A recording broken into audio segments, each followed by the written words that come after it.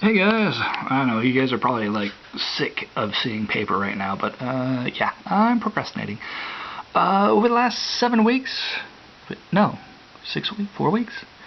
Over the last few weeks, I've just not put in much time. I'm up to like 13 hours total on my project. But anyways, this week is mapping. And what's interesting about mapping design is you can't do it without a character, even just a simple XY. And then movement. The even reason you want mapping is to be able to move on it. So I'm just going to keep this real simple. Try to get a good angle here. Sorry for shaking.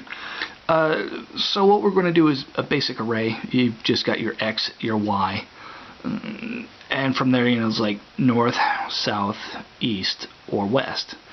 Although, one thing I want to point out is the plan for this is actually, when we get into 2D, we want an extra little area around it where your character stops here, can't go this way, can't go down that way, but there's still maybe mountain ranges, maybe ocean or cliff, so that we see graphics to the very edge, even though we can't go there.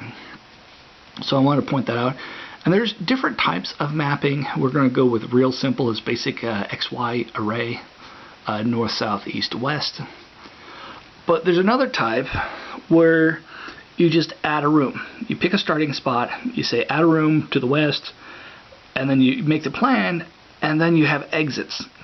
And then you literally just decide what the rooms are, you describe the room, and then you say, hey, you exit to the south here, but you come in on the west at this point over here. And once we get it, well, I don't care for pointers, but everyone else does. I'm not good with them. They slow me down so badly, it's ridiculous. But you can design rooms and connect them any way you want. There needs to be absolutely no order to it. You just say, hey, you exit here and come in on the north side of there. And I guess this is more like you set up more like memory. It's just like you request something, you set a location, then you link it to somewhere else. But moving on.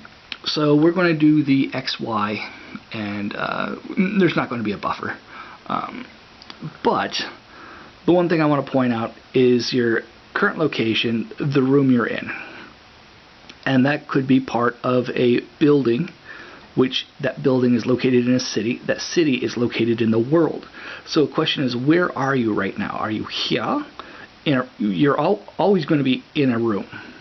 But it's like, are you in the building? Or you're wandering around the city outside of a building? So this is like a bigger map. These are small, like, yeah. This could be like the world map. This could be the city map, and each one could be separate buildings. And then finally, obviously, the world map, and that's everything. How you could have multiple cities, obviously, on this one, and from here, just each one gets smaller, but you got to take into consideration how big we're going to go. For this one, just keeping it simple, I messed up. The box was not big enough, but I'm going to make a castle. Outside the castle, there's going to be basically 6 territories. So there's going to be the farm area, beach area, docks with the stores. There's going to be a fighting zone. This is going to be another fighting zone. So this is going to start off as like, I don't know, 1 to 5, 1 to 4, and then from here 5 to 8. And then you go underneath to go from 8 to 10 is going to be the fighting level, but it'll be underneath. There'll be little entrances back here, like behind the castle. And this will be mountain range. It'll be something, mountain range, mountain range, mountain range, and the only way in and out is through the water. So this is the planned. So there'll be farming, there'll be the castle, there'll be fighting zones, buying and selling, and more farm zone, and yeah, the docks. So that is going to be the plan. So I'm going to, and of course there's a lot of synergies.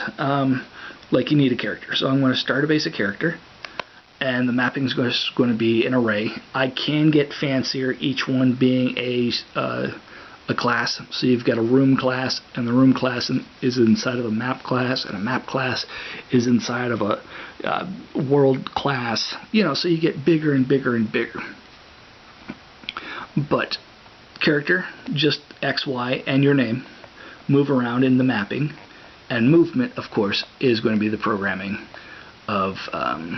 I'm going to locate movement within the character, so the character will move and then test the map.